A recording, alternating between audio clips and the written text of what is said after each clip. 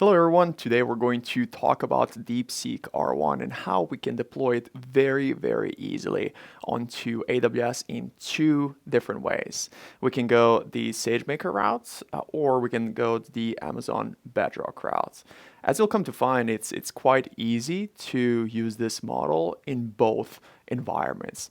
Now, why are we even talking about DeepSeek R1? Well, the DeepSeek, the startup that released the LLM called R1, seems to have over the past few days vastly disrupted two huge industries in the US. One of them being the tech industry, and the reason for that being is that R1 seems to have the comparable performance across different benchmarks with the other SOTA models or state-of-the-art models from OpenAI and Anthropic. And we can see this comparison here across different benchmarks like Codeforces, Math, MMLU, and so on, comparison with the OpenAI models. And we can see that we have a very comparable performance. So from the tech perspective, it's really interesting that DeepSeek with their R1 model was able to accomplish this. From the financial perspective, they've reported that they've used only about $5 to $6 million to produce this model. And the reason this is problematic for organizations in the US is that typically that is 95% less of the cost than what other organizations like OpenAI, Meta, and so on have been reporting it takes them to train a comparable model. So that led to the disruption of the second huge industry in the US, financial industry, the stock market yesterday, specifically the chip designers, chip makers like NVIDIA, Taiwan Semiconductor, Broadcom, Supermicro, they all lost about 17 to 18% in their stock value in a single day as a result of the thought process of, hey, did we invest in these companies and chips a little bit too much? Is that really necessary? And you can see these are no small companies. NVIDIA recently was the largest company in the world.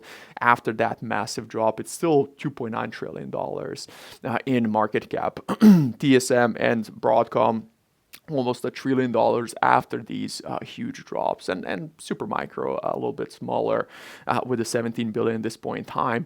But these massive drops of almost 17%, 13%, more than 17%, 12% in a single day yesterday resulted from this fear that we may have invested a little bit too much in the chip makers and designers. If, of course, we can hold that claim that it took only $5 to $6 million from DeepSeek to train R1, if we can hold that as a true statement, of course. So we'll see how that all develops, but at this point in time, what we're interested in is how we can go ahead and deploy this on AWS. Now, to accomplish that, we're going to do this in two different ways. So if you navigate to the Hugging Face page for this model, if we scroll further down, we're going to find the where we can pull the DeepSeek R1 and R10 from. Now, these models, as you can see, they're quite large, 671 billion parameters. So I'm not going to be dealing with that just for the sake of making this quick and easy, but the process would be the same. At least we're working with SageMaker, with what I show you, with using what I'm going to be using, which is the one of these distilled models. Now, what are these distilled models? Basically taking one of the open source models, Llama or Quen, and fine-tuning them on some of the sample responses generated by R1 to kind of get them to resemble and mimic R1 with much smaller architectures. So what I'm going to be using here is going to be this R1 Distill Llama 8B model that's based on Llama 3.1 8 billion parameter model, and we can click on this Hugging Face link here to get to the page for this particular model. So this is actually the model ID that we need to reference. So let's now head into SageMaker and see how we can deploy this onto SageMaker endpoint, and then how we can send some inference requests to it. As you'll come to find, it's very, very easy.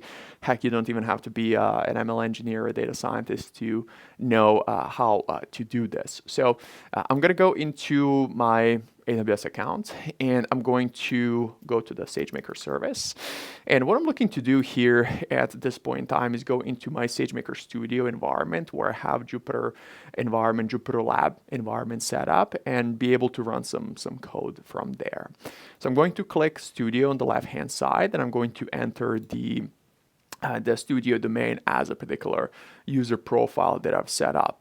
Now, if I select Jupyter Lab type of an application, I'll be able to see which apps I currently have running. And I'm going to be using this sandbox environment here to set up the deployment and perform the deployment and inference interact with SageMaker service. So I'm going to head here and select Open. Now, let's take a look at the set of steps we need to take in order to deploy Distilled R1 onto SageMaker endpoint. So the first step is going to be to import some of the libraries that we're going to need to use, such as the SageMaker SDK, this library right here, as well as the component of SageMaker SDK that's designated for working with Hugging Face models. So we're going to import a class that's going to allow us to instantiate a Hugging Face model from the Hugging Face hub, and we're going to pull in this helper function that allows us to pull the container image that is going to, or I should say the URI, Universal Resource Identifier for container image, that can be used to run a container with all dependencies that are necessary. We then go ahead and proceed with setting up the role that will be used by the SageMaker endpoints. In production use cases, you oftentimes want to use a designated role, separate role that has been stripped of any unnecessary permissions. For the sake of us doing this quickly and running through this example quickly, I'm using the role that's associated with my SageMaker Studio environment. And we're also going to set up this dictionary here that is going to specify the Hugging Face model ID. This is going to specify the DeepSeek AI and then the name of the model. So that comes from the Hugging Face page. See, DeepSeek AI and then the name of the distilled model. So that is the model ID that we're specifying right here. And we're going to be specifying one GPU, which is the EC2 instance that we end up using. That's what it's going to be working with. So we imported these libraries, set up the dictionary. The next step is going to be to instantiate the Hugging Face model, and it looks like we get some error here. So if we scroll further down, you may get this error saying unsupported Hugging Face LLM version, and asking us to upgrade our SDK. This is referring to SageMaker SDK to a later version. So let's go ahead and do that. So we can just grab the command that is listed here, and I'm going to add a new cell, move that up top. We're going to add exclamation point so we can run this shell command directly from within the notebook. And I'm going to run this command to update the SageMaker SDK to a later version. Okay, so it looks like this ran successfully. So let's go ahead and repeat the import of libraries so that we can utilize the latest version of the SDK that we just installed. And then let's proceed with that next step. So in that next step, we are, again, instantiating the Hugging Face model. We're setting up the image URI or container image universal resource identifier to whatever this helper function returns for Hugging Face version 2.3.1. We're going to specify the environment level details with that dictionary that we call hub. This specifies the model ID and the number of GPUs, and then we're going to specify the role that the SageMaker endpoint should have. Now, when you run the next part, Hugging Face model, which is that object there, and you call deploy on it, you specify how many EC2 instances, what EC2 instance type. So we're going to use G5 2 extra large instance here. We're going to specify some additional configurations around the health checks and how that is done, what the timeout is, as well as I'm specifying my own VPC configuration. I'm specifying my own subnets and my own security groups. So what that allows me to do is take this open source model, take the weights of the open source model, and then deploy this on a SageMaker in my own virtual private cloud that is fully isolated, doesn't have internet connectivity, it has all the controls in place. So as a person that is interested in making sure that none of my information leaks, that it's not somehow behind the scenes sent back to whatever mothership is out there, I have ability to, within my VPC, to control all those networking pipes and make sure that this model runs in a fully isolated environment in my own VPC. When you deploy a model on SageMaker, you don't have to specify the VPC details, but it is highly recommended that you do because you just have more control over where that model is deployed that way. And as you can see, this asterisk here in Jupyter Lab environment is indicating that the kernel is busy. You can also see that listed up here in the status of the kernel. And these hyphens that are being printed, they emulate the loading bar. So that is just kind of telling you, hey, deployment is in progress. If we actually go into the management console, we can see what just got created. So let's go ahead and do that while the deployment is going on. So we navigate to SageMaker service, right? When you navigate to SageMaker service, we're going to scroll further down, and we're going to open up the Inference section. And when you selected the endpoints, you're going to see that there's one SageMaker endpoint that is currently in the creating status. And this is going to take maybe 5 to 10 minutes, right, depending on the model size when you deploy models on SageMaker endpoints. So if you open this up and take a look at some of the details, you'll get all the information around where the logs going to be streamed in CloudWatch logs. If you go to the settings, we'll get the information around all the configurations that we've set up and where that is stored. We can take a look at the SageMaker model resource that has various details and configurations listed there, such as that particular container image that we've pulled via that Hugging Face, SageMaker Hugging Face helper function, what role we've assigned, and so on and so forth. So you have full traceability, full lineage of all the configurations in place. Now we'll have to wait for this to deploy, but while SageMaker is deploying this model, let's talk about Bedrock next, and we'll come back to do inferencing with the SageMaker endpoint. So with Amazon Bedrock, you find it even easier to work with the models because you interact with them in a fully serverless fashion. There's no infrastructure to discuss, and Bedrock abstracts a lot of the mechanisms away so that you can just, via APIs, get access to different LLMs. So let's go to Bedrock and let's take a look at how we can utilize this same model, DeepSeek R1 distilled version that's based on Llama 3.1 8B from within Bedrock itself. So if you go into the Bedrock, the way to do it is to import this model into Bedrock, because as of now, right, the model is still really new. It's not available natively in Bedrock. So we have to go ahead and import it. Now, when it comes to imports, for imports of models into Bedrock, there's a few things to keep in mind. Let's go to the documentation to find that. So I'm going to search for Bedrock, import model. And this page in the documentation that's discussing the importing of a customized model into Amazon Bedrock tells you there's a few limitations in place. So first, there's a couple of regions that support this functionality of importing the models as of now. 2 regions, US East 1 and US West 2, or Northern Virginia and Oregon regions. So make sure you're in the right region if you want to replicate these steps. And then also the second thing to keep in mind is that there's a set of supported architectures, model architectures, that allow you to import the models there. So if we navigate to what's available here, we take a look at, Llama 3.1 is support it. So this distilled version of R1 that we're using is based on Llama 3.1 8B, so we should be okay with importing the weights of that model into Bedrock. So just always make sure to check against the documentation to make sure that what you're trying to do is even possible at a given time. So with that, what we're going to do next is let's go into Bedrock and let's go into imported models.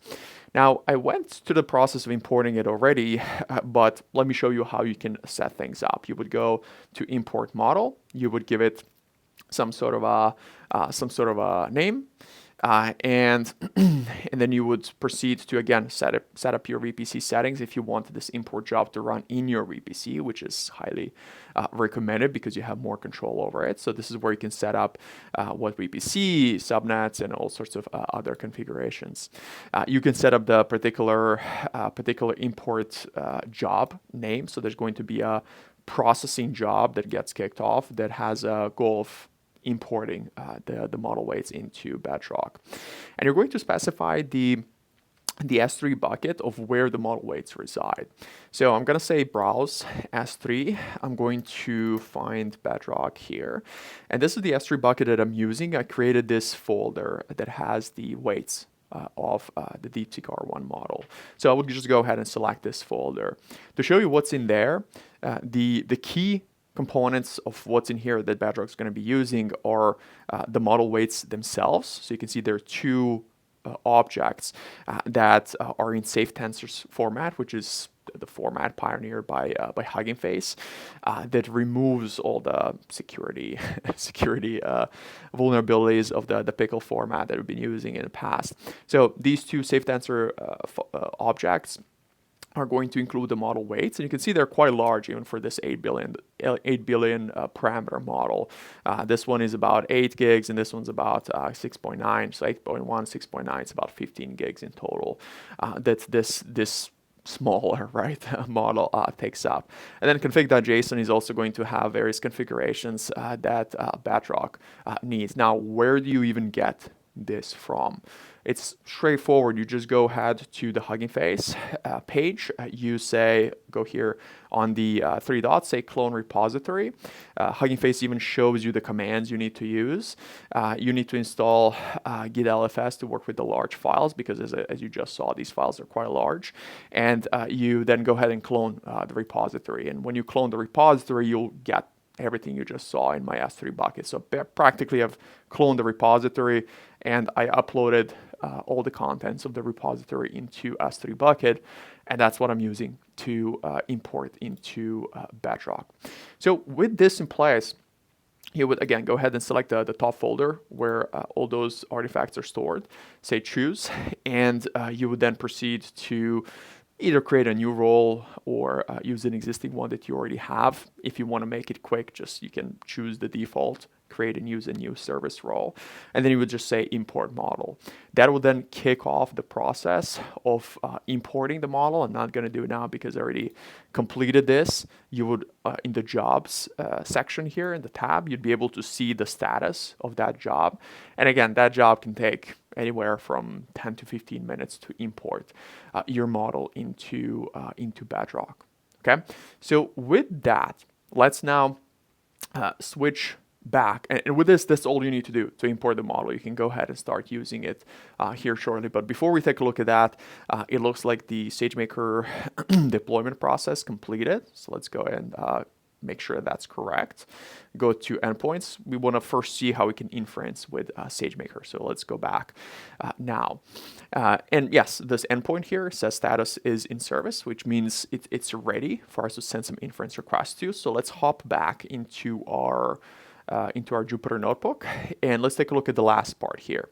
So the way that we're going to send inference requests is by taking this predictor object that got returned as part of the deployment that practically points to that SageMaker endpoint. And we're going to now call predict function on it and supply some inputs. So the input is going to include the prompt. We're going to ask which is larger, 9.11 or 8. This seems pretty silly, but this has been a problem that's been plaguing ChatGPT last year. Very difficult for ChatGPT to solve. ChatGPT will say, oh, 11 is greater than 8, so 9.11 is a larger number, right? Because LLMs historically haven't been very good with with math necessarily. So we're going to ask this distilled version of R1 that question, and we're going to supply some parameters: the maximum length of the return, and then the maximum number of new tokens, 2048. Now, what's the difference between these two? Well, the maximum length could combine your inputs with the outputs, right? That's a maximum length, versus what the model generates is not going to exceed the maximum number of new tokens there. And you can modify these inference parameters to your liking. You can set the temperature and the top p values and all the other inference parameters. So we're going to run this cell now that we have the endpoint ready. This is going to send that request to the distilled version of R1 that we have hosted now currently on the SageMaker endpoint. All right, so we see the response here generated, and what we see here is the generated text element, which has the question, which is the input, right, that I provided, and also then the whole reasoning of the model. Well, 9.8 is larger because it's closer to 10. Wait, is that correct? Let me think again. So it's going through the process of exhibiting what we call chain of thought, right? Really thinking about how to solve the problem from a few different directions and ultimately arriving, the larger number is 9.8, right? So which is correct there.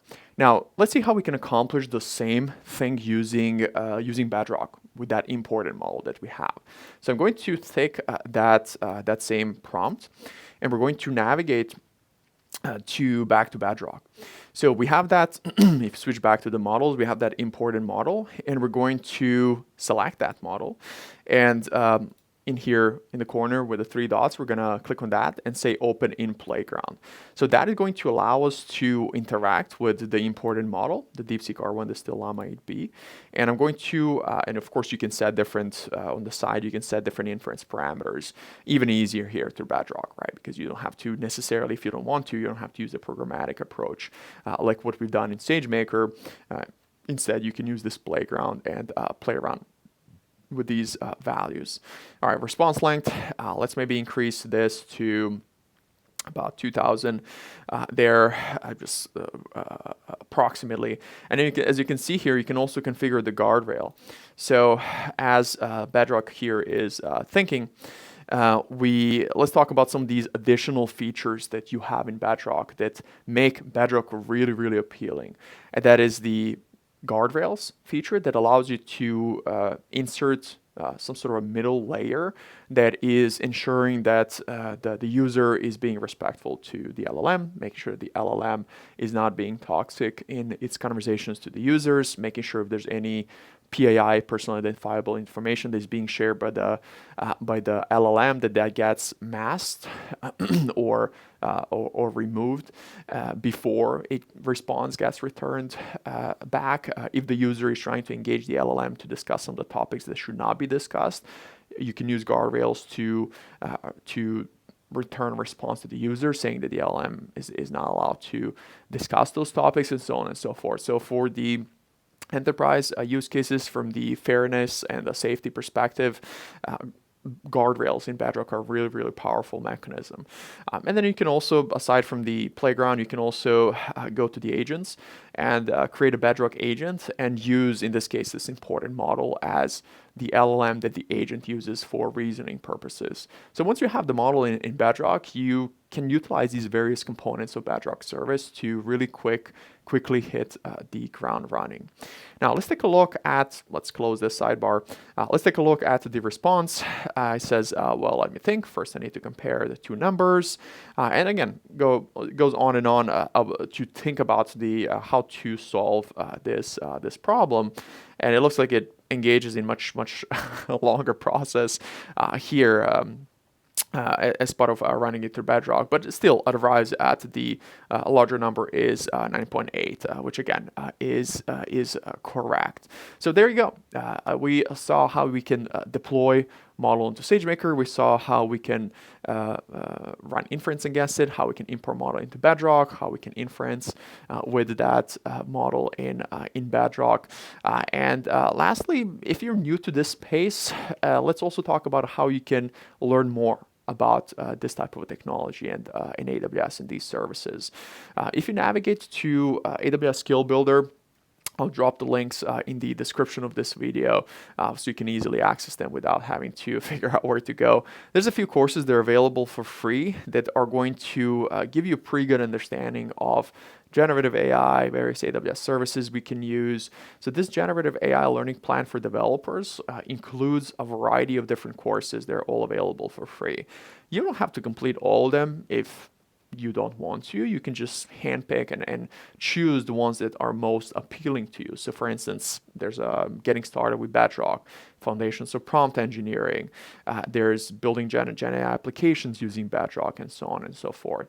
So you would just go ahead and enroll, and you would then choose, you can complete all in order and complete the whole learning plan, or you can choose the courses you want. Again, this is all available for free, so there's no cost to you associated with this.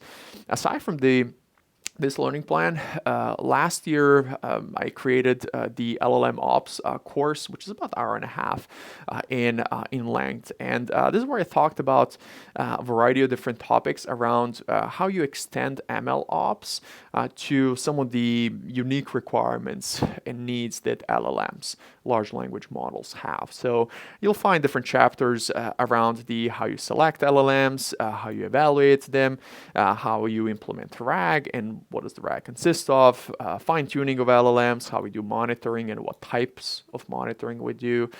There's going to be some discussion around governance and security, and then I also shared a few reference architectures as well for standing up LLM ops where we can automate various types of processes. As you can see, this is available for free as well, so you can dive into this. This is going to be a little bit deeper than the learning plan we discussed previously. And then if you happen to have the subscription to Skill Builder, there's a variety of these simulearn exercises. They're hands-on exercises that give you exposure to various services and give you ability to build various things. You just need to have a subscription with Skill Builder, and from there on, the platform gives you the AWS account, so you don't have to use your own. For instance, this one particular one, and it includes several, they're related to Gen AI and LLMs. So you have multiple to tackle if you like. This particular one, Modern Data Architectures with LLMs, as the name implies, is going to walk you through building different solutions with LLMs. Now, what's really interesting about the Simular in particular is that you are quote unquote a consultant that shows up at a meeting with a customer and their technical lead. As you chat in the chat box with the customer is actually an LLM behind the scenes, and you have a goal to extract different requirements and learn about the use case from chatting with the customer.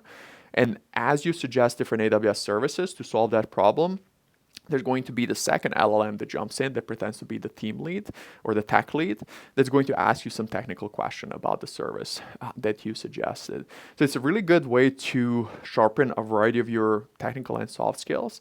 And once you complete that virtual meeting with the customer and the technical lead, or these two LLMs, you'll be provided with the AWS account and instructions on how to go and build the solution that you've offered. So really, really good way to get to sharpen your technical and soft skills, as well as get some hands-on experience there. So there we go.